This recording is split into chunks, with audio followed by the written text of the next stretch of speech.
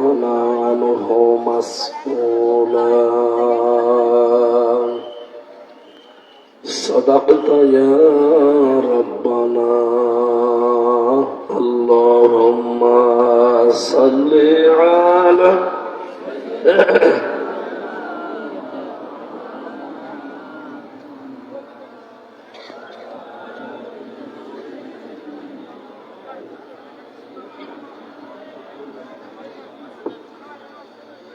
আলহামদুলিল্লাহ। বৈষম্য বিরোধী ছাত্র আন্দোলনের শহীদ ছাত্র জনতা এবং শহীদ আল্লামা দেলাওয়ার হোসাইন সাইদি রহমতুল্লাহ আলাইহির রূহের মাগফিরাত কামনায় তাফসীরুল কোরআন মাহফিলের স্বনামধন্য সভাপতি,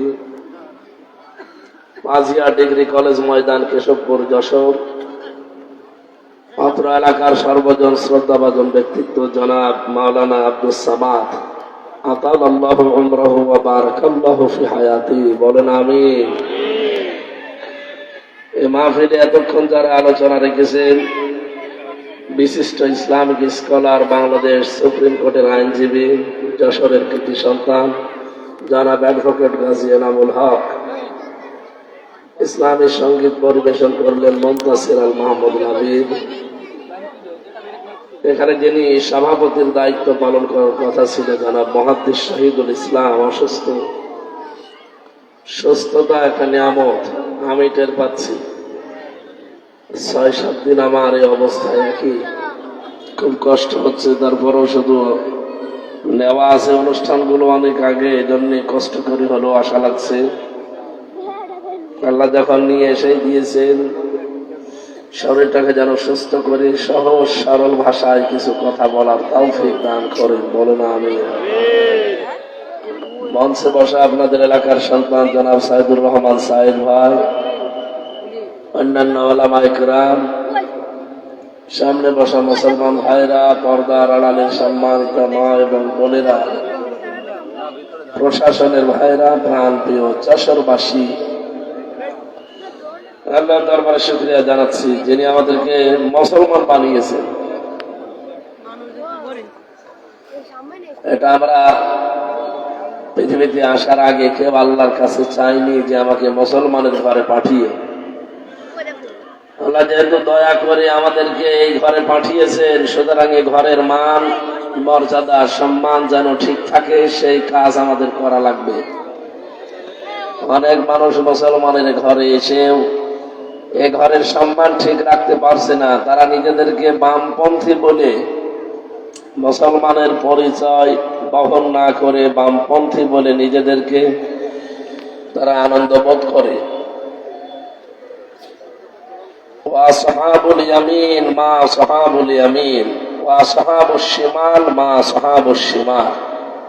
আল্লাহ তাআলা বলেন, ডানপন্থী যারা, এই মানুষগুলোকে আমি আল্লাহ ভালোবাসি, এদের জান্নাতে দেব। আর যারা বামপন্থী, এদেরকে আমি ঘৃণা করি, এদেরকে জাহান্নামে দেব।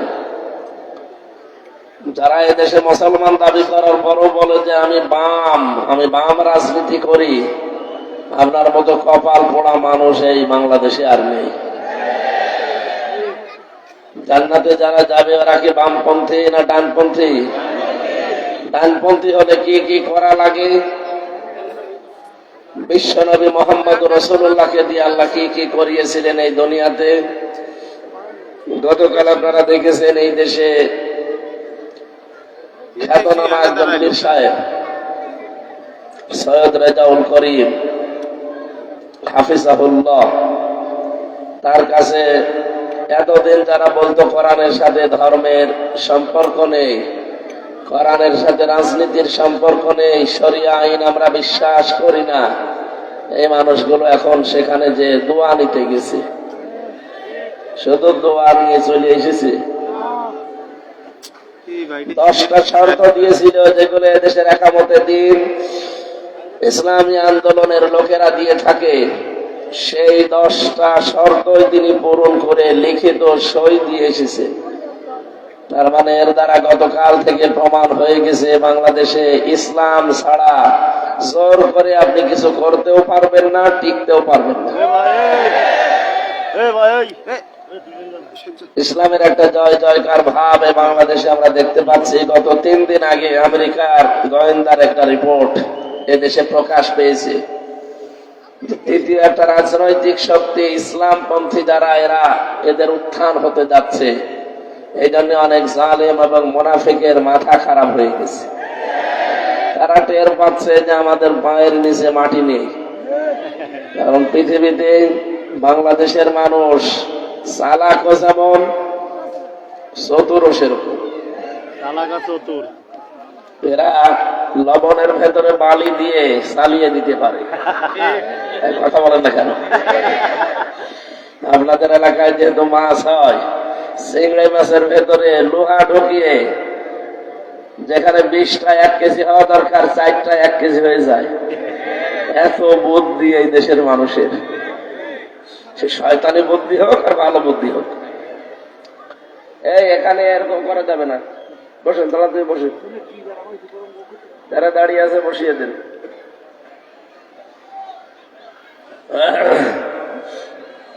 যশোরবাসী, সুতরাং এ দেশের সামনে যদি কেউ চেয়ারে বসতে চায় তাকে ইসলামের দোহাই দিয়ে বসা লাগবে। আর এবার কিন্তু আমরা সতর্ক হয়ে গেছি, ইসলামের দোহাই দিয়ে যদি এই দেশে কেউ অনইসলামিক কাজ কারবার করে আবার 5 আগস্ট সংগঠিত হতে পারে। এজন্য বৈষম্য বিরোধী ছাত্র আন্দোলনে যারা জীবন দিয়েছেন, এরা যে শহীদ অনেকে এখনো মানতে চায় না। 7 প্রকার মানুষকে শহীদ বলা হয়েছে কোরআন আর হাদিসের পরিভাষায়। পানিতে ডুবে মরলে তাকে শহীদ বলা হয়, আগুনে পুড়ে মরলে তাকে শহীদ বলা হয়, দেওয়াল চাপা পড়ে মরলে তাকে শহীদ বলা হয়, অ্যাক্সিডেন্টে মরলে তাকে শহীদ বলা হয়। আমি কি এগুলো বানিয়ে বলছি? বলেন। জালেমের জুলুমের সামনে নিজের জীবনটা যারা দিয়ে দিল তারা শহীদ হবে নাকি? আপনাকে কি আবার ফের শহীদ হয়ে দেখানো লাগবে? শহীদ এই শব্দটা কত বড় দামি শব্দ আপনি জানেনই না। আপনি দেখেছেন এই দেশে শেখ মুজিবুর রহমানকেও মেরে ফেলা হয়েছে, জিয়াউর রহমানকেও মেরে ফেলা হয়েছে। একজনের নাম শুনলেই সারা বাংলাদেশের মানুষ বলে শহীদ জিয়া, আর একজনের নাম আমি জীবনে কোনোদিন শহীদ শুনিনি।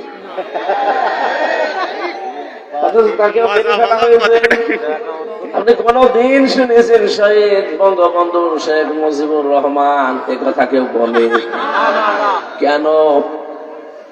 জিয়াউর রহমানের নাম শুনলে মানুষ শহীদ জিয়া বলে। আমি 16 সালে হজে গিয়ে দেখেছি, ওই যে জায়গাটা আরাফাতের ময়দান, এর পাশে মসজিদে নামিরা, কাবার ইমাম খুতবা দিচ্ছিলেন শহীদ জিয়াউর রহমান এই নামটা উচ্চারণ করে। উনি আরবিতে অনেকগুলো কথা বলছিলেন, কথার পরিভাষা বাংলা অর্থ এইটা দাঁড়ায়, হে আল্লাহ শহীদ জিয়াউর রহমানকে জান্নাতের সুউচ্চ মাকাম দান করো। কোন জায়গায় দোয়া হচ্ছে আপনি টের পেয়েছেন? আরাফাতের ময়দানের পাশে মসজিদে নামিরা। আমরা সবাই জানেন আরাফাতের ময়দানে মানুষের দোয়া আল্লাহ কবুল করে থাকেন। এটা শোনেননি কোনদিন? যে 10টা জায়গায় মানুষের দোয়া কবুল হয় তার ভেতরে এটা 1 নাম্বার। আমাদের আদি পিতা হযরতে আদম আলাইহিস সালাম, তার স্ত্রী হযরতে হাওয়া 350 বছর পর্যন্ত ক্রন্দন করার পর যেই ময়দানে তাদের দোয়া কবুল হয়েছিল তার নাম আরাফাতের ময়দান। কথা বলেন না কেন? নবীজি জানিয়েছেন এই ময়দানে কোন মানুষ যদি দোয়া করে আমার আল্লাহ এটা ফেরত দিতে লজ্জাবোধ করে। এত দামি জায়গা এটা, যেহেতু 40, 45, 50 ডিগ্রি সেলসিয়াস থাকে, এত তাপমাত্রা ওই দেশে। আরাফাতের ওই ময়দানে হাজার হাজার নিম গাছ এই জিয়াউর রহমান লাগিয়েছিল। কি কথা বলে না কেন? আবার ইমাম তো আর নিম গাছ চেনে না, ওনারা সাজারাতুজ জিয়া নাম দিয়েছে এটার, যে জিয়া গাছ। আমি নিজেও নিম গাছের নিচে বসেছিলাম, লক্ষ লক্ষ হাজিরা তামাম দুনিয়া থেকে যারা আসে, হয়তো জিয়াউর রহমানকে চেনে না, কিন্তু সাজারাতুজ জিয়া চেনে, জিয়া ট্রি। এই গাছের নিচে তারা যখন বসে, এত বড় কঠিন তাপের ভেতরে একটু সূর্যের আলো থেকে বাঁচার জন্য, এই তাপ থেকে বাঁচার জন্য যদি একটু ছায়া পাওয়া যায়, এমনিতেই মন থেকে দোয়া চলে আসে। আমার মনে হয় এই জন্যে তার নামটা শুনলে মানুষ বলে শহীদ জিয়া। শহীদ বঙ্গবন্ধু আমি শুনিনি, আপনি শুনেছেন? ওনাকেও কিন্তু মেরে ফেলা হয়েছে, কিন্তু মানুষ বলেছে ওইভাবে মারার দরকার ছিল না, আরো কারণ ছিল, অন্যভাবে মারা যেত। এতটুকু বলে যে ওইভাবে না মেরে হয়তো টুকরো টুকরো করলে ভালো হইতো। মানুষ যেহেতু মুখ দিয়ে কথা বলে, কোন মানুষ যেন মুখ দিয়ে কথা কোনো দিন না বলে যে শহীদ যারা তারা মরে গেছে, এ কথা যেন না বলে। রব্বুল আলামিন বলেন, ওয়ালা তাকুলু লিমান ইয়ুকতালু ফি সাবিলিল্লাহি আমওয়াত বাল আহইয়াউন ওয়ালাকিন লা তাশউরুন। এই কথা বলেন কেন? এদিকে তাকান। সূরা বাকারা 154 নম্বর আয়াতে আছে, রব্বুল আলামিন বলেন, যারা আমার জন্য শহীদ হয় তাদেরকে মৃত বলবা না, ওরা মরে গেছে এই কথাটা বলা জায়েজ নেই, বরং তারা জিন্দা, জীবিত আমার কাছে, তোমরা টের পাও না। তাই মানুষ কথা বলে কি দিয়ে? আরো জোরে বলেন। মুখের উপরে আল্লাহর নোটিশ, এরপরে মানুষ ধারণা করতে পারে অন্তর দিয়ে। এই জন্য আল্লাহ অন্তরের উপরেও নোটিশ দিয়েছেন যে অন্তরে ধারণাও করা যাবে না। ওয়ালা তাহসাবান্নাল্লাযীনা কুতিলু ফি সাবিলিল্লাহি আমওয়াতা বাল আহইয়াউন ইনদা রাব্বিহিম ইরযাকুন। সূরা আলে ইমরান 169 নম্বর আয়াতে আছে, আল্লাহ পাক বলেন, যারা আমি আল্লাহর জন্য জীবন দিয়েছে এরা মরে গেছে, জীবনে ধারণাও করবি না। আল্লাহর ভাষা দেখেছেন? মনে করছেন আপনাকে খুব সম্মান দিয়ে বলছে না, ওয়ালা তাহসাবান্নাল্লাযীনা কুতিলু, ধারণা করবি না। একজন দুইজন না, কেউ ধারণা করবি না। আমি তাফসিরে ধারণা করবা না এ শব্দটা পাই না, করবি না, তার মানে আল্লাহ রেগে গেছেন। হাজারো মানুষ হয়তো এ ধারণা করতে পারে এ আবার শহীদ হয়েছে। শহীদ কত বড় দামি সম্পদ আপনি জানেন? কোন মানুষ যদি শহীদ হয়, ও মনে হয় যে পিপিলিকায় কামড় দিয়েছে, দুনিয়া থেকে বিদায় নিয়েছে। অথচ মানুষের মরণের যন্ত্রণা সম্পর্কে আমাদের কোনো আইডিয়া আছে? বিশ্বনবীর মতো মানুষ সেদিন ইন্তেকাল করবেন। হযরতে ফাতেমাতুজ জাহরা রাদিয়াল্লাহু তাআলা আনহা লক্ষ্য করে দেখলেন ঘরের দরজায় কে যেন কড়া নাড়ছে। তিনি গেলেন, দরজা খুলে দেখলেন বিশাল একটা উঁচা মানুষ দাঁড়িয়ে আছে। ভয় পেয়ে তিনি দৌড় দিয়ে আসলেন রাসূলের কাছে, ডাক দিয়ে বলে, হে রাসূল, হে আমার পিতা, এমন একজন মানুষকে দেখেছি, জীবনে এরকম মানুষ, এত উঁচা মানুষ আমি জীবনে দেখিনি। নবীজি ভাঙা ভাঙা কণ্ঠে বললেন, ফাতেমা যে এসেছে তোমাকে এতিম বানানোর জন্যে, তুমি চিনতে পারো না এই লোকটাকে? পৃথিবীর কোন মানুষ নাও, ফেরেশতা আজরাইল, আসতে বলো। তিনি আসলেন, সামনেই ছিলেন হযরতে জিবরাইল আলাইহিস সালাম। তিনি ডাক দিয়ে বললেন, হে রাসূল, জীবনে বহুবার আপনার কাছে এসেছি, আজকে একটা নতুন ফেরেশতা আমার সাথে আমি নিয়ে এসেছি। এই ফেরেশতা আজ পর্যন্ত কারো কাছে কোনো অনুমতি চাওয়া দূরের কথা, ওর প্রয়োজন হয়নি। কিন্তু আজকে এসেছে আপনার কাছে অনুমতি নেওয়ার জন্যে। কি অনুমতি চাই? যে আপনাকে নিয়ে যেতে চাই। নবীজি বললেন, আমি যেতে চাই, আমার উম্মতের কি হবে? বিশ্ব নবীকে অভয় দেওয়া হয়েছে, রাসূল আপনি যদি থাকতে চান আপনি থাকতে পারবেন। নবীজি সঙ্গে সঙ্গেই বলেছিলেন যে কতদিন? যতদিন আপনি চান। এরপরে কি হবে? এরপরে মরা লাগবে। কুল্লু নাফসিন যায়িকাতুল মাউত, এই শব্দটা আল্লাহ নাযিল করে জানিয়েছেন কেউ বাঁচতে পারবে না। জীবন আল্লাহ যাকে দিয়েছে মরণ তার হবে।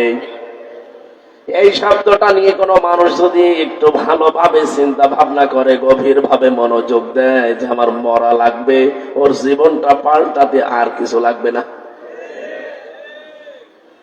আপনি ভালো মানুষ বসে আছেন, গতকালকে আমার এক দাদা মারা গেছে, ভালো মানুষ ঘুমিয়েছে, ঘুম থেকে আর ওঠে নাই, ওই শেষ। আমি ভাবছিলাম আমি যদি এভাবে ঘুমিয়ে যেতাম, আমার যদি না উঠতাম, কাউকে কিছু বলারও সময় পেতাম না। সকালবেলা সবাই মাইকিং ঘোষণা দিত যে হামজা মারা গেছে। দুনিয়ায় কত কিছু বলার ছিল, কত মানুষকে কিছু বলারও সময় দিল না। মরণ এমন একটা ঝামেলা জিনিস। কিন্তু নবীজিকে আল্লাহ বললেন, হ্যাঁ আপনি থাকতে পারবেন। ফেরেশতা বলে থাকতে পারবেন, কিন্তু যতদিন ইচ্ছা ততদিন, তারপরে মরা লাগবে। নবীজি বললেন, মরায় যখন লাগবে তখন আর দেরি করার দরকার নেই, আমারে নিয়ে চলো। হযরতে আজরাইল জানটা কবজ করার জন্য শুধু হাতটা রেখেছিলেন নবীজির বুকের উপরে। নবীজি সঙ্গে সঙ্গে বললেন, ফেরেশতা হাত নামাও।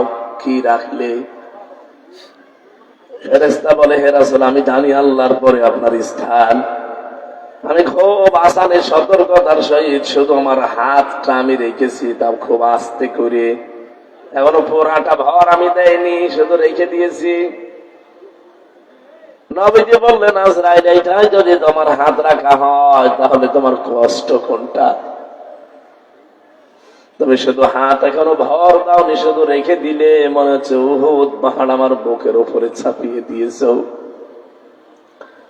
যশোরবাসী, মন থেকে কথাগুলো বলছি, একটু নিজের থেকে মিলান তো। এত বড় দামি মানুষের যদি এই কষ্ট হয়, তাহলে আমরা তো মানুষের ভেতরেই পড়ি না। কথা বলেন না কেন? আমাদেরকে মানুষ বলা হয় শুধু উপরে চিহ্ন দেখে, ভেতরে কত প্রসূত জমা হয়ে আছে। আরে ভাই, হিংসা তো মানুষের ভেতরে থাকার কথা না, হিংসা থাকার কথা পশুর ভেতরে। আপনি দুইটা কুকুরকে খাবার দেবেন, একটাকে যা দিয়েছেন ও মরণ পর্যন্ত খেলেও আমার মনে হয় শেষ হবে না, এরপরও দেখবেন পাশেরটায় হামলা দেয়। কথা বলছেন এখন? হিংসা তো আমাদের ভেতরে থাকার কথা না, এটা তো পশুর স্বভাব।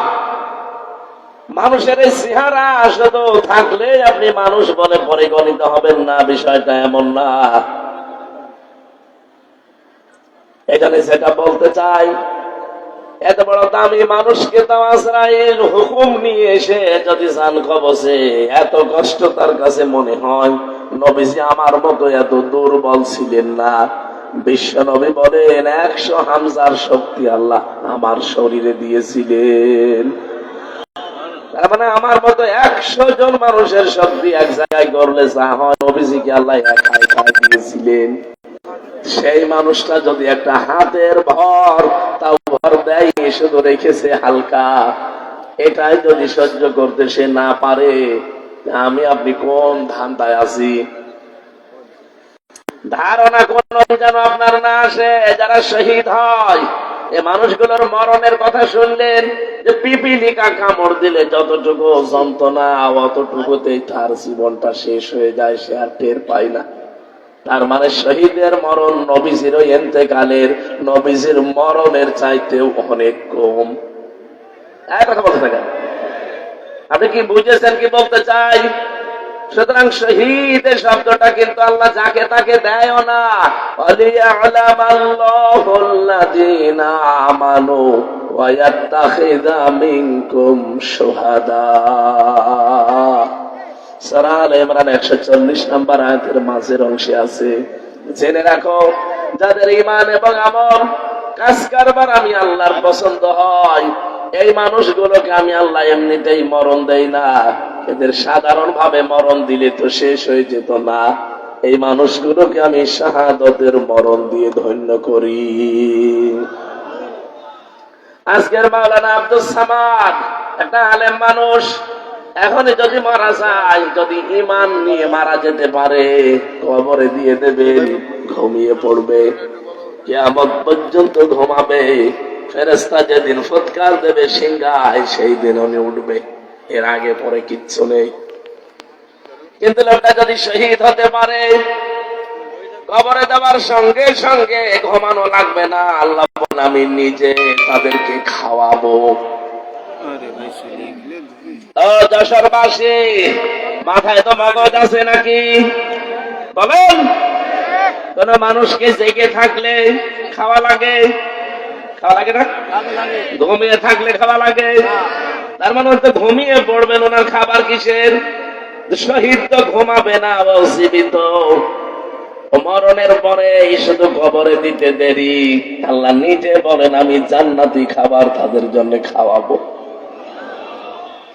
জেগে থাকলে যেহেতু আনন্দ দরকার লাগে, জেগে থাকলে অনেক কিছু লাগে, আল্লাহ পাক সব ব্যবস্থায় 3.5 হাত কবরের ভেতরে তারে করে দেবেন। জেগে থাকলে অনেক মানুষের আমরা দেখি, জীবিত মানুষ যারা খাবার খায়, তাদের 5টা জিনিস তৈরি হয় শরীরে। কয়টা? খাবার খেলে তাদের রক্ত তৈরি হয়, খাবার খেলে পিত্ত রস তৈরি হয়, খাবার খেলে বীর্য তৈরি হয়, খাবার খেলে মল তৈরি হয়, খাবার খেলে প্রসাব তৈরি হয়। এই 5টা জিনিস এই শরীরের ভেতরে তৈরি হয়ে বাকিগুলো বের করে দেয়। পিত্ত রসটা কাজে লাগে আপনার খাবার হজমের জন্য। 2 নম্বরে আপনার শরীরকে সুঠাম শক্তিশালী করে রাখার জন্য বীর্য দরকার লাগে। রক্ত চলাচল, 5.5 কেজি রক্ত আমার শরীরের ভেতরে আছে। ঘন্টায় 60 কিলোমিটার বেগে আমার রক্তগুলো মাথা থেকে পা পর্যন্ত দৌড়াচ্ছে। বাকি মল এবং প্রসাব যেগুলো আমাদের কাজে লাগবে না, এগুলো আমার শরীর থেকে আমার আল্লাহ বের করে নেয়। প্রসাব যদি বন্ধ হয়ে যেত আপনার, আপনি টের পান, একবার প্রসাব সাধারণ ভাবে করাতে আপনার 12,000-এর উপরে খরচ লাগবে শুধু টাকা। এই যে অক্সিজেন দিয়ে আমরা বেঁচে আছি, 1 কেজি যদি অক্সিজেন কেউ কিনে বেঁচে থাকতে চায়, 66,000 টাকা লাগবে তার। অথচ প্রতিদিন আমরা কম বেশি 16 কেজি অক্সিজেন নিতে আসি, 1 টাকাও দেয়নি। কোনদিন জিবরাইল এসে বিলের কাগজ দিয়েছে যে 16 কেজি অক্সিজেন, 1 কেজি 66,000 টাকা, আপনার যশোর পুরা বিক্রি করে দেওয়া লাগতো। কথা বলেন? যেহেতু মানুষ মারা যায় না, জীবিত থাকে, রক্ত তৈরি হয় শহীদের শরীরে। এটা যে প্রমাণ হয়ে গেছে, নবীজির চাচা হযরত হামজা, তিনি শহীদ হয়েছিলেন উহুদের ময়দানে। তাকে কাফেররা 70-এর উপরে টুকরা করেছিল। যেখানে কবর দিয়েছে তার 3টা টুকরা পাওয়া যায়নি। 70 টুকরার ভেতরে বিভিন্ন পাহাড়ে, বিভিন্ন গাছগাছালির ভেতরে টুকরাগুলো তারা ছড়িয়েছিল। সাহাবায়ে কেরাম খোঁজ করতে করতে সবগুলো মিলিয়ে ফেলেছিলেন, কিন্তু 3 টুকরা পাননি। ওইভাবেই নবীজির চাদর দিয়ে আর পাহাড়ের লতা পাতা দিয়ে তারে মাটিতে দিয়ে দিয়েছে। 30 বছর পর তার খবর একবার ভেঙে গিয়েছিল। কত বছর? এই ছোটবেলায় যারা যুদ্ধ করেছিল উহুদের ময়দানে তার সাথে, তারা আজ অনেকে বেঁচে আছে। রক্ত অনুসন্ধান করতে করতে গিয়ে দেখে 30 বছর আগে নবীজির চাচা হযরত হামজা, যাকে শহীদ করা হয়েছিল, তার ওই যে জায়গা কাটাগুলো, ওই কাটা জায়গা দিয়ে এখনো ফিনকি দিয়ে তাজা রক্ত বের হচ্ছে। বাংলার মুসলমানেরা, উনি যদি খাবার না খাবে, রক্ত পেল কোথায়? 30 বছর পরে রক্ত তৈরি হওয়ার কথা বলেন। এখানে শহীদ ছাত্র বৈষম্য বিরোধী ছাত্র আন্দোলনে যারা জীবন দিয়েছে ওদেরও জীবনে আমার মতো মায়া ছিল না, ছিল না? শহীদ আবু সাইদ এভাবে যে বুকটা পেতে দিলে ওর জীবনের কোনো মায়া ছিল না? আপনি কি মনে করেন মায়া ছিল না? আপনি তো ট্রাকের চাকা বাস্ট হলে অজ্ঞান হয়ে যান, আর সে নিজে জীবন হাতে নিয়ে বলছেন অত সহজ। যেহেতু মানুষকে ইনজেকশন দিয়ে শহীদ আল্লামা দেলাওয়ার হোসাইন সাইদি তাকে মেরে ফেলা হয়েছে, এই জন্য তিনিও শহীদ। সারাটা জীবন তিনি দেখবেন দোয়া করতেন, আল্লাহুম্মা ইন্নী আসআলুকা শাহাদাতান ফি সাবিলিক। হে আল্লাহ, আমি তোমার কাছে চাই আমাকে যদি মরণ দাও সাধারণ মরণ দিও না, শহীদের মরণ দিও। ওনার সাথী যারা ছিল সবগুলো তো সরাসরি ফাঁসির দড়ি পেয়ে শাহাদতের মর্যাদা পেয়েই গেছেন। আমি গতকালকে দেখলাম শহীদ আব্দুল কাদের মোল্লা, তার একটা চিঠি, তার স্ত্রী তাকে পিয়ারি বলে ডাকতেন আদর করে। এই মেয়েটা দেখতে গেছে তার স্বামীকে মাগরিবের পর পরে, যে দেখে চা খাচ্ছে বসে, জিজ্ঞাসা করছে কি গো এই অবেলায় চা খাও? বলছে রোজা রেখেছিলাম, এখন চা খাওয়ার পর আমি একটু খাবার খাবো। শুনলাম যে রাত 10টা একে নাকি আমার ফাঁসি দেওয়া হবে। আমার কাছে সংবাদ চলে এসেছে, এই জন্যে নাকি তোমরা শেষ দেখা করতে এসেছো। ছেলে মেয়ে যেগুলো আছে সন্তানাদি, এগুলো আল্লাহর রাস্তায় টিকিয়ে রাখবা। আমি আল্লাহর কাছে সাক্ষাতে গেলাম, দেখা যদি হয় আবার জান্নাতের সিঁড়িতে হবে। একটা মানুষ কোন সময়ে কথা বলতে পারে যার 3 ঘন্টা পরে ফাঁসি? সারাদিন রোজা রেখেছে, এখন বিকালে আসো মাগরিবের পরে সে চা খাচ্ছে। আপনার মনে হচ্ছে শুনতে খুব সহজ, এটা কি বাস্তবে অত সহজ? 3 বছর আমিও তো জেলে ছিলাম। ফাঁসির কন্ডেম সেলের ভেতরে 24টা ঘন্টা আমার মনে হয় এক এক ঘন্টা এক এক বছরের মতো যেত, কারণ যোগাযোগ বিচ্ছিন্ন ছিলাম। 24 ঘন্টা আমার তালা লাগিয়ে রেখেছিল, মনে হতো যে 1 ঘন্টা যাচ্ছে 1 দিনের মতো। তাহলে 24 ঘন্টা 24 দিনের মতো যেত।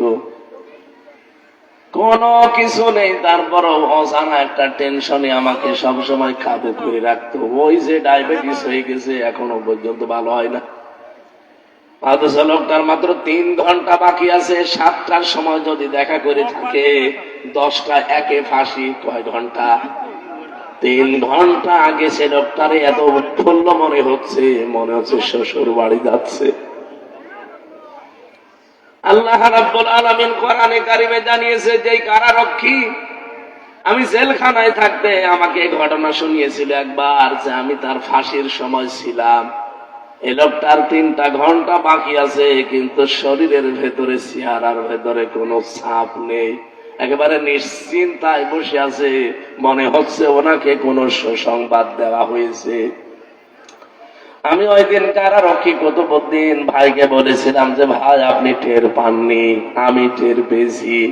ইন্নাল্লাযীনা ক্বালু রাব্বুনাল্লাহ সুম্মা ইসতাকামু তাতানাজ্জালু আলাইহিমুল মালাইকা। আল্লাহ পাক বলেন, সত্যি যারা এই কথা বলতে পারে আমার রব আল্লাহ, একথা বলেই শুধু এলোমেলো যায় না, সে টিকে থাকতে পারে এই কথার উপরে। যত ঝড় ঝাপটা তার উপরে আসবে, তারপরও সে টিকে থাকতে পারে। আমি আল্লাহ তাকে এমনি এমনি কিছু না দিয়ে ছেড়ে দেই না। তাতানাজ্জালু আলাইহিমুল মালাইকা, এটা মজারে বর্তমান ভবিষ্যৎ, প্রেজেন্ট ফিউচার। মালাকুন 1 বছর, মালাইকা বহু বছর। রব্বুল আলামিন বলেন আমি নিজে তার জন্য হাজার হাজার ফেরেশতা পাঠিয়ে দেই রিসিভ করার জন্য। ওয়েলকাম জানাতে থাকে ফেরেশতারা, আর বলে কোনো ভয় নেই, কোনো চিন্তা নেই। হয়তো ভয় হচ্ছে যে আমি এখন চলে গেলে আমার বর কি হবে, আমার ছেলে মেয়ের কি হবে।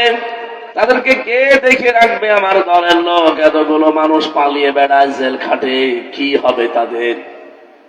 আল্লাহ পাক বলেন, আমি ফেরেশতা দিয়ে বলি যে এই কথা শুনিয়ে দাও, কোনো চিন্তা নেই, কোনো ভয় নেই, সবগুলোর দায়িত্ব আল্লাহ নিজে নিয়ে নিয়েছেন।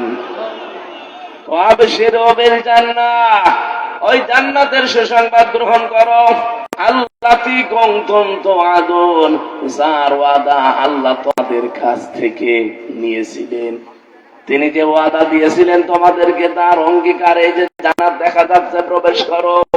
নাহনু আউলিয়াউকুম ফিল হায়াতিদ দুনিয়া ওয়া ফিল আখিরাহ, দুনিয়ায় আমরা তোমাদের বন্ধু ছিলাম, মরণের পরও আমরা থাকবো বন্ধু। ওয়ালাকুম ফিহা মা তাশতাহি আনফুসুকুম ওয়ালাকুম ফিহা মা তাদউন, এমন একটা জায়গায় তোমাদেরকে পৌঁছিয়ে দেব যেখানে চাওয়ার আগে জিনিস পাওয়া যায়। নজুলাম মিন গফুরির রহিম, দয়াময় আল্লাহর পক্ষ থেকে এটা বিশাল মেহমানদারি। জোরে বলেন সুবহানাল্লাহ। যে কথাটা তুলেছিলাম শহীদ, এটা অনেক দামি জিনিস। আল্লাহ যাকে তাকে শাহাদতের মরণ দেন না, এটা দেন তাদেরকে আল্লাহ যার জীবন এবং অ্যাক্টিভিটিস, কর্মকাণ্ড আল্লাহর ভালো লাগে, এই মানুষগুলোকে আল্লাহ শাহাদতের মরণ দিয়ে ধন্য করে তার জীবনটা। বলেন আমিন। আজকে যে শহীদদের মাগফিরাত কামনায়, এদের মাফ তো আল্লাহ করেই দিয়েছেন, তাদের মাগফিরাত আর কামনা করার দরকার নেই, তাদের সম্মান কামনা করেন। আল্লাহ যেন তাদের মর্যাদা সম্মান আরো বাড়িয়ে দেয়। বলেন আমিন। আমরা যে মাস চলছে, রজব মাস, গতকালকে যে রাতটা গেল, বিশ্ব নবীকে এই ধুলির ধরা থেকে 53 বছর বয়সে আল্লাহ রাব্বুল আলামিন 27টা বছর তার কাছে রেখে 14টা জিনিস তাকে শিখিয়েছিলেন, আর 27টা জিনিস তাকে দেখিয়েছিলেন। এদিকে তাকান, আপনি চিন্তা করতে পারেন, 27 বছর ধরে মাত্র 27টা জিনিস দেখিয়েছেন, আর শিখিয়েছেন কয়টা জিনিস? 14টা। বলেন বলেন। রাব্বুল আলামিন জানাতে চেয়েছেন, হে নবী, সামনে যেহেতু আপনাকে একটা নতুন দেশ আমি হাতে তুলে দিতে যাচ্ছি, এই দেশকে যদি আপনি কল্যাণময় করতে চান, কল্যাণকর রাষ্ট্র বানাতে চান, তাহলে আপনাকে 14 কাজ ওই দেশে করা লাগবে। আমাদের দেশটাও যেহেতু এখন একটা নতুন দেশ, নতুন সরকার চালাচ্ছে, কথা বলছে না কেন? এরাও যদি এই দেশকে কল্যাণময় রাষ্ট্র বানাতে চায়, গ্যারান্টি দিয়ে বলতে পারি, সূরা বনী ইসরাইলের এই 23 থেকে 38, এই 16টা আয়াতের 14টা কাজ এখানে দেওয়া আছে। দল মত নির্বিশেষে সবাই সাপোর্ট করা দরকার, কারণ এগুলো বানানো আল্লাহর। মানুষের বানানো জিনিস দিয়ে কি হয় 54 বছর তো দেখলেন। কথা বলছে না কেন? সংবিধান যেটা বানিয়েছিল ডক্টর কামাল, 54 বছর তো চলল, কি পেয়েছেন? আমি নিজে দেখেছি, চোর পুলিশে ধরে ছেলে দেয়, চোর যে ডাকাত হয়। কথা বলে দেখা, ডাকাত ওনারা জীবনের ওপরে বাস গাড়ি খরচ করে, জীবনের উপরে রিস্ক নিয়ে ডাকাত ধরে, আর ডাকাত জেলখানা আছে, বের হওয়ার সময় খনি হয়ে বের হয়। আমার ব্লকে যারা থাকতো আমি দেখেছি, এই 3 বছর কাশিমপুর কারাগারে গাঁজা খাওয়ার জন্য পুলিশে ধরে জেলে দিয়েছে। ও শয়তান এত বড় শয়তান, ওর ভেতরে যে বারান্দার উপরে টব লাগিয়েছে, গাঁজার গাছ লাগিয়েছে, অথচ পুলিশে গাঁজা খাওয়ার জন্য ধরে জেলে দিয়েছে, গাঁজার গাছ লাগিয়েছে ভেতরে। জেলার একদিন এসে বলছে যে, ওরে শয়তান, আমরা আর কি করব, এর 24 ঘন্টা তালা লাগিয়ে রাখি ব্লকে। আর এ কি আশ্চর্য মানুষ গো, গাঁজা খাওয়ার জন্য যারে পুলিশে ধরে, প্রশাসন ধরে জেলে দিয়ে গেল, আর ভেতরে গাঁজার চাষ করছে। হবে না মানুষের তৈরি করা আইন দিয়ে বাংলার জনগণ। এই 53-53.5 বছর আমাদের দেখা অলরেডি শেষ। এই কোরআনে আল্লাহ সংবিধান নামে একটা সূরা দিয়েছেন, সূরা ফুরকান। এর ভেতরে 77টা আয়াত আছে, 73টা ধারা আছে।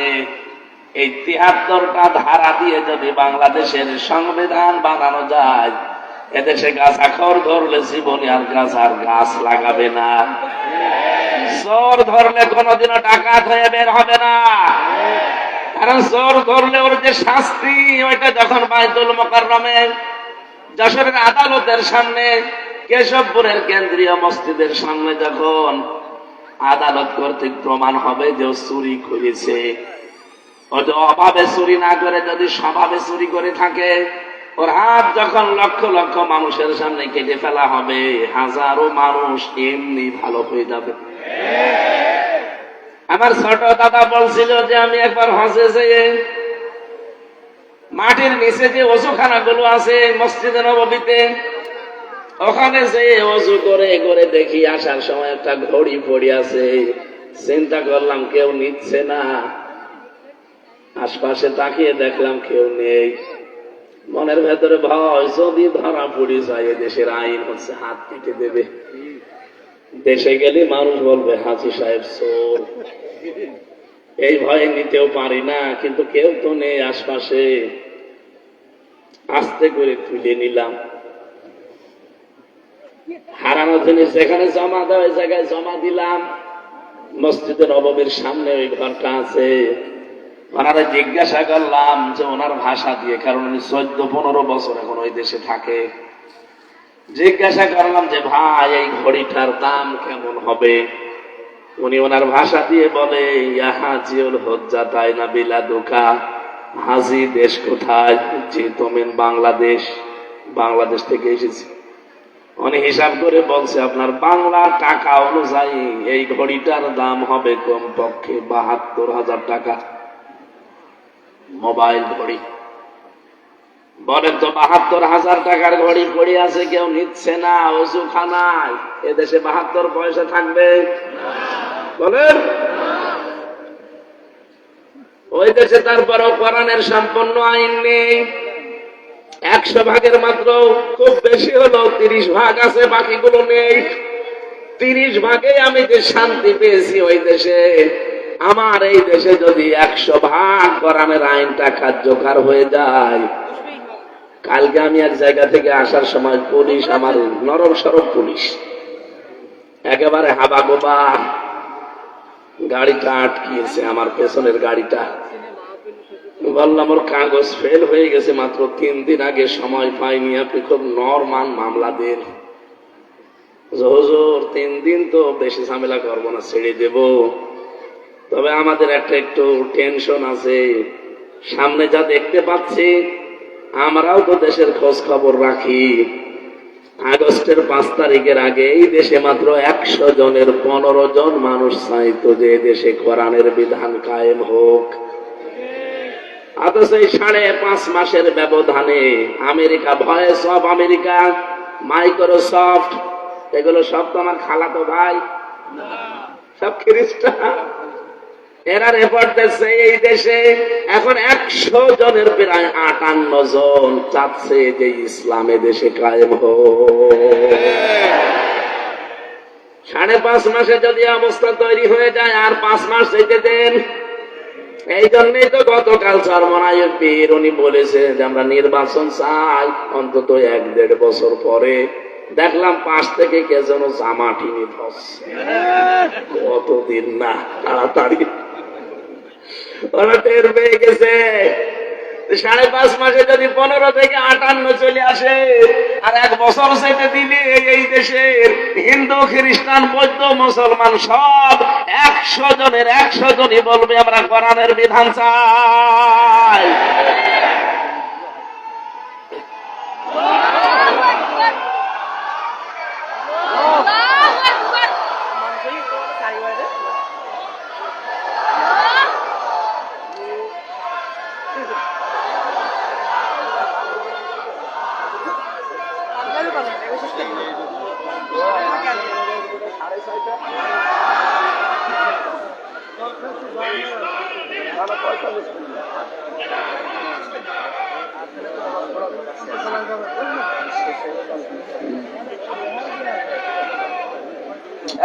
দাঁড়িয়েছেন কেন?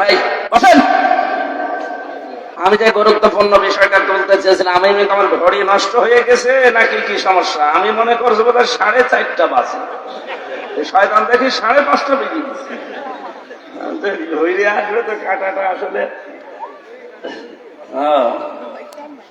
আমি তো ওই হিসাবে চালাচ্ছিলাম। কি বলতে হয় বলুন তো? যাক, বাদ দিয়ে দিলাম সব। আমরা তেলাওয়াতকৃত আয়াত যেটা পড়েছিলাম, ওয়ালা তাকফু মা লাইসা লাকা বিহি ইলমুন, যে বিষয়ে জ্ঞান নেই এ বিষয়ে মুখ খুলবা না, এই আদেশ কার? বলেন বলেন।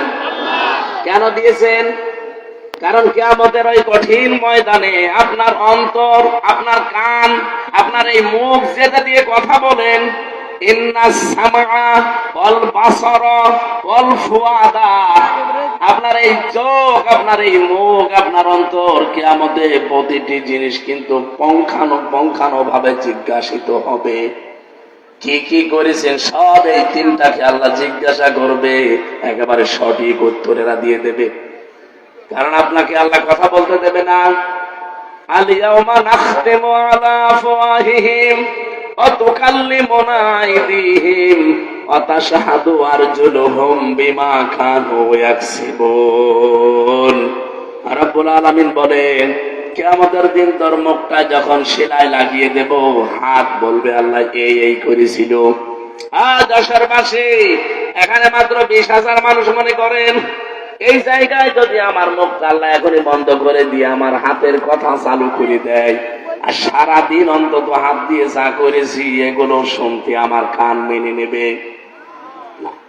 আমার পা দিয়ে অন্তত কোনো খারাপ কাজে আজকে সকাল থেকে আমি যাইনি, তারপরও যতটুকু যা করেছি, পা যদি এখন কথা বলা আরম্ভ করে যে অমুক অমুক জায়গায় গিয়েছিলে, অমুক অমুক জায়গায় যাওয়ার নিয়ত ছিল, আমার মান সম্মান থাকবে? কিয়ামতের দিন আল্লাহ বলেন, মানুষের মুখ যখন বন্ধ হয়ে যাবে, ওর শরীরের ভেতরে আমি আল্লাহ ওর অপরাধ গুলো ফুটিয়ে তুলবো। আপনি যদি ডাকাতি করে থাকেন, চুরি করে থাকেন, ঘুষ খেয়ে থাকেন, সুদ খেয়ে থাকেন, এই শব্দটা আপনার এই কপালের উপরে আল্লাহ লিখে দেবে।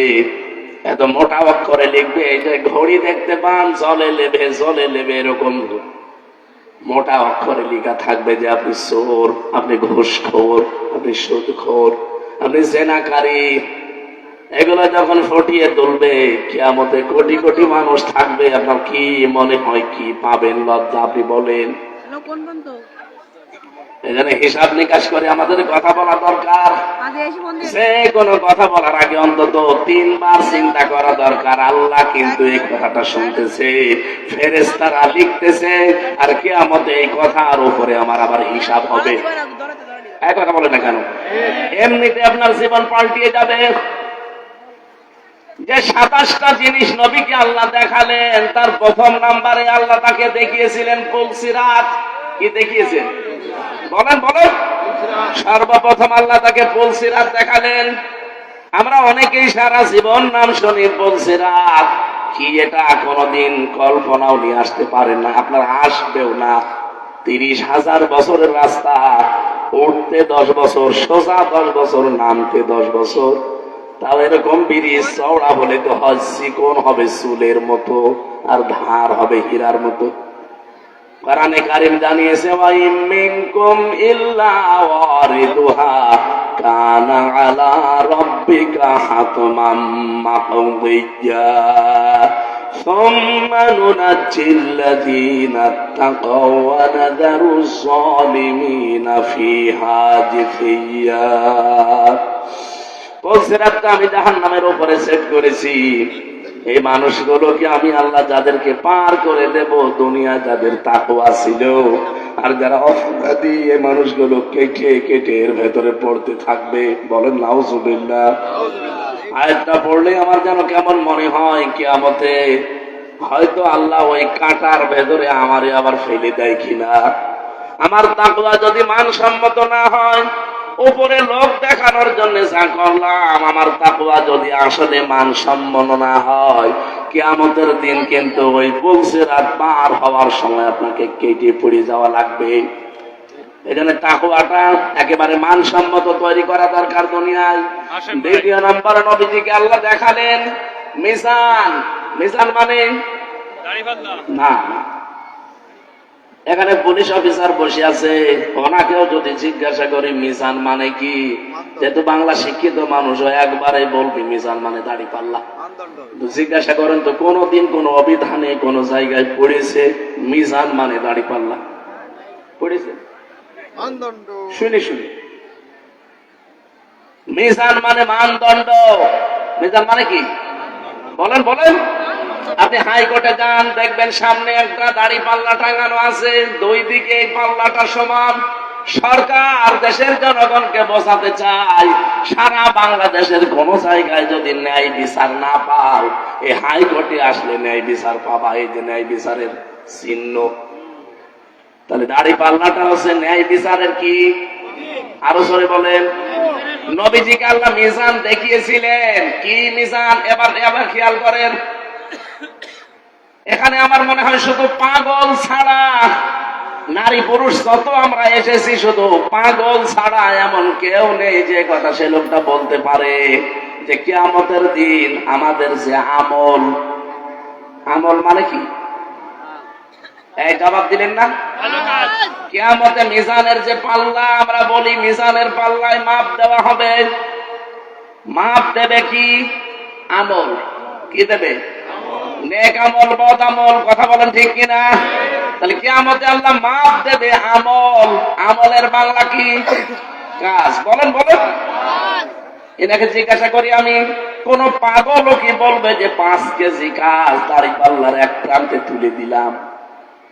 কাজ কি মানুষ দাড়ি পাল্লা দিয়ে মাপে যে 5 কেজি কাজ এ মাপা যায়? কি বিশ্বাসে ছিলেন এতদিন? এটা আমাদের এখন অনেকের ক্লিয়ার হয়নি, এই জন্য আমি উদাহরণটা নিয়ে আসলাম। কাজ কেউ দাড়ি পাল্লা দিয়ে মাপে না যে 10 কেজি কাজ, এদিকে 5 কেজি কাজ তুলে দিলাম না। পৃথিবীর প্রতিটি জিনিস মাপ দেওয়ার জন্য আলাদা যন্ত্র আছে। এই যে প্যান্ডেলটা বানিয়েছেন, যদি বলি এটা মেপে দেন তো, এটা মাপ জপ করার জন্য দাড়ি পাল্লায় তুলে দেবেন? কি করবেন? ফিতা নিয়ে মাপবেন, গজ নিয়ে মাপবেন। কথা বলেন ঠিক কিনা? এই যে পানি দিয়েছেন খাবার জন্য, খাবারের এই পানিটা যদি বলি ভাই মেপে দেন, আপনি ফিতা দিয়ে মাপবেন। এটার জন্য লিটার আছে, সিসি আছে। এই কথা বলেন না কেন? আপনাকে আমি এতটুকু চাউল দিলাম, চাউল কি একটা একটা করে গুনে গুনে মাপবেন? এটার জন্য দাড়ি পাল্লা লাগবে, বাটখারা লাগবে, পাথর লাগবে, কেজি লাগবে। কথা বলেন না কেন? দুনিয়ার যত জিনিস আছে, প্রতিটি জিনিস পরিমাপ করার জন্য একটা আলাদা যন্ত্র পাবেন। কাজ যে আল্লাহ কিয়ামতের দিন মাপবে, কাজ মাপার জন্য এই গজ ফিতা দিয়ে হবে না, দাড়ি পাল্লা দিয়ে, বাটখারা দিয়ে, কেজি দিয়ে, পাথর দিয়ে হবে না, সিসি দিয়ে, স্ক্যান দিয়ে হবে না। কাজ মাপতে হয় গুরুত্বের ভিত্তিতে। কি কথা বলেন না কেন? কাজ মাপে মানুষ কি দিয়ে? গুরুত্ব দিয়ে। গুরুত্বের ভিত্তিতে কাজ মাপতে হয়। বাংলার জনগণ ভালো করে এই বিষয়টা আজকে ক্লিয়ার করে নিয়ে যাবে, তাহলে আপনার জীবনে অনেক কিছু দেখবেন পরিবর্তন আসবে ইনশাআল্লাহ। কাজ কিন্তু মাপা হয় ফিতা দিয়ে না, দাড়ি পাল্লা দিয়ে না। কাজ মাপা হয় কি দিয়ে? গুরুত্ব দিয়ে মাপা হয়। এখন পড়া কোরআন শরীফের ভেতরে গুরুত্বপূর্ণ কাজ আল্লাহ কি কি দিয়েছেন, ওইটা আপনাকে আগে জানা লাগবে। আজকের এই প্যান্ডেলটার গুরুত্বপূর্ণ জিনিস কি? খুঁটি আর সামিয়ানা। কথা বলছেন না? খুঁটি আর সামিয়ানা যদি না থাকে, আপনি যতই সুন্দর করে সাজান, কেউ মঞ্চ বলবে এটা? বলবে? আজকের এই মঞ্চের গুরুত্বপূর্ণ জিনিস খুঁটি আর সামিয়ানা। গুরুত্বহীন অনেক জিনিস এখানে আছে, যে কার্পেটটা, এই যে মাইক গুলো, এই টেবিলটা, এই চেয়ারটা, এ ছাতা যদি নাও থাকে, মানুষ কিন্তু এটাকে মঞ্চ বলবে। তাহলে গুরুত্বপূর্ণ জিনিস আগে ঠিক করা লাগবে, না তো আপনি মঞ্চে উঠতে পারবেন না। এই কোরআনে আল্লাহ 500টা গুরুত্বপূর্ণ জিনিস দিয়েছেন। আপনি 499টা মানেন, একটা মানেন না, আপনার এই মঞ্চ কিন্তু সরাসরি উঠতে পারবেন না। এই যে নামাজ আল্লাহ দিয়েছেন, ফরজ নামাজ। পৃথিবীর যত ইবাদত দেখবেন, প্রতিটি ইবাদতের আলাদা আলাদা কিছু ফরজ জিনিস আবার ভাগ করা আছে। নামাজ যে ফরজ, এই নামাজের ভেতরে আবার ফরজ আছে কয়টা? 13টা। বলেন বলেন, আরো জোরে বলেন। এই 13টা ফরজের 12টা আদায় করলেন, একটা করেননি, আপনার কি সওয়াব হবে কয়টা? হ্যাঁ, একটাও হবে না, কারণ গুরুত্বপূর্ণ জিনিস আপনি ছেড়ে দিয়েছেন। খুব ভালো করে বোঝেন, 13টা ফরজের একটা আদায় করেননি, 12টা করেছেন, সওয়াব তো হবেই না, জিরো হবে, শূন্য হবে, কিচ্ছু পাবেন না। এখন যদি বলেন না 12টা আদায় করলাম, অন্তত 2টা সওয়াব দেন, হবে। এটা যেমন বুঝলেন, কোরআনে আল্লাহ 500 শরীয়তের বিধান দিয়েছেন, এগুলো সব ফরজ, এগুলো সব গুরুত্বপূর্ণ জিনিস। এই 500 ফরজের 499টা আপনি মানেন, একটা তো মানেন না, আরো বিরোধিতা করেন। আপনার জীবনে কিয়ামতে আল্লাহ যখন মিজানে মাপ দেবে, একটাও কিছু পাবে না, গুরুত্বহীন, সওয়াব পাবেন জিরো, শূন্য। এই জন্য তো সতর্ক করছি আপনাকে যে জীবনে গুরুত্বপূর্ণ জিনিস যেগুলো, সেগুলো আগে রাখেন। নামাজ পড়তে গেলে যেমন ফরজ আগে রাখা লাগে 13টা, এরপরে ওয়াজিব 14টা, এরপরে নামাজ ভাঙার কারণ 19টা, এরপরে সুন্নত 12টা, এরপরে মুস্তাহাব 17টা, এভাবে সব আলাদা আলাদা ভাগ আছে। ফরজ 13টা আদায় হয়ে গেলে আপনার নামাজ হয়ে যাবে, কিন্তু বাকিটা যদি আদায় না করেন হয়তো জরিমানা দেওয়া লাগতে পারে, সশিদ্ধা। কথা বলছে না কেন? তাহলে দুনিয়ায় যে 500টা শরীয়তের বিধান, তার ভেতরে 1 নাম্বার বিধান দিয়েছেন আল্লাহ, আপনি যে কালেমাটা পড়েছেন এটা যেন আপনি ঠিক রাখেন। আপনার কালেমা ঠিক আছে? এদেশে বহু মানুষ আমরা ওযু করি, ওযু করার পরে যে ওযু ভেঙে যায় 7টা কারণে। কয় কারণ? একটা কারণে আপনার ওযু ভেঙে গেল, 7 কারণের ভেতরে 1 কারণ মনে করেন বাতাস বের হয়ে গেছে, ওযু থাকবে। এখন যদি বলেন অতটুকু আর কি হয়, কি হয় মানে ওই আপনার ওযু শেষ, এখন ওই ভাঙা ওযু দিয়ে নামাজ হবে। আরো জোরে, ভাঙা ওযু দিয়ে যদি নামাজ পড়েন, নামাজ পড়া কি হারাম? বলেন বলেন। ঠিক, আপনি ইমান এনেছেন, ইমানও কিন্তু ভেঙে যায়। 10টা কারণে ইমান ভেঙে যায়। কয়টা? এই 10টা কারণ যে কবে কবে আপনার জীবনে এসেছে আপনি জানেনও না, কখন যে ইমান ভেঙে গেছে আপনি টেরও পাননি। ভাঙা ওযু দিয়ে যেমন নামাজ হয় না, ভাঙা ইমান দিয়ে আমার আল্লাহর জান্নাতে যাওয়া যাবে না। গুরুত্বপূর্ণ কাজগুলো আগে ঠিক করবেন, এই জন্য আপনাকে এটা পড়তে হবে। 500 আছে শরীয়তের বিধান। এই দেশে আমরা দেখি অনেকে, কেউ 100টা মানে, কেউ 150, কেউ 200, কেউ 300, কেউ 400, কেউ 499টায় মানছে, কিন্তু একটা মানতে চায় না, আরো বিরোধিতা করে। 12টা ফরজ আদায় করে একটা না করলে যেমন কিছুই পাবেন না, 499টা আদায় করেও একটা না করলে কিছুই পাবেন না। মিজানের পাল্লা আল্লাহ নবীকে আল্লাহ এইটা দেখিয়েছিলেন যে মিজানের ন্যায় এবং মানদণ্ড হিসাবে তোমাকে গুরুত্বের ভিত্তিতে মাপ দেওয়া হবে। দুনিয়ায় গুরুত্বপূর্ণ কাজ যেগুলো আপনারা কিন্তু জানেন, দুনিয়ায় যত গুরুত্বপূর্ণ কাজ তার 1 নম্বরে ঈমান। নাম কি? ঈমানের পরে এই লোকটা কাজ করবে নামাজ। এই গত রাত গেল, এই রাতে আমার আল্লাহ বিশ্ব নবীকে নিয়ে 50 ওয়াক্ত নামাজ দিয়েছিলেন। মুসা নবীকে বারবার দেখা হতে হতে শেষে 5 ওয়াক্তই নেমে এসেছে। নবীজি বলেন 5 ওয়াক্ত নামাজ যত দিনের নির্ধারিত সময়ে হক আদায় করে আপনার উম্মতেরা পড়তে পারে, প্রতিদিন তাদেরকে 50 ওয়াক্ত নামাজের সওয়াব আল্লাহ দিয়ে দেবে। আমার ভাইরা, আমি আবার বলছি, গুরুত্বপূর্ণ কাজ জীবনে 500টা। গুরুত্বের দিক থেকে বিবেচনা করে কাজগুলো আপনি করবেন। দুনিয়ায় গুরুত্বহীন এখানে মাইক, গুরুত্বহীন এখানে টেবিল, এগুলো না থাকলেও হয়, কিন্তু আমরা এইগুলো নিয়ে আগে ব্যস্ত। আসল যে সামিয়ানা আর খুঁটি দরকার এইটার খবর নেই। আশা করি আপনি বুঝে ফেলেছেন এই দেশে এখন গুরুত্বপূর্ণ কাজ হচ্ছে আল্লাহর দিন কায়েম করা। দিন কায়েম হলে ঘুষ থাকবে না, দিন কায়েম থাকলে চাঁদাবাজি থাকবে না, দিন কায়েম হলে সুদ খেতে পারবেন না, দিন কায়েম হলে এই যে মেয়েদের বিয়ে দেওয়া যায় না যৌতুকের কারণে, যৌতুক থাকবে না। কত মানুষ আজ মেয়েদেরকে ভয় দেখায় যে ইসলাম আসলে আপনারা ঘরবন্দি হয়ে যাবেন, বিভিন্ন ঝামেলায় পড়বেন। আরে ভাই, ইসলাম যদি আসে এই বাংলাদেশে সব চাইতে নিরাপদে থাকবে মেয়েরা।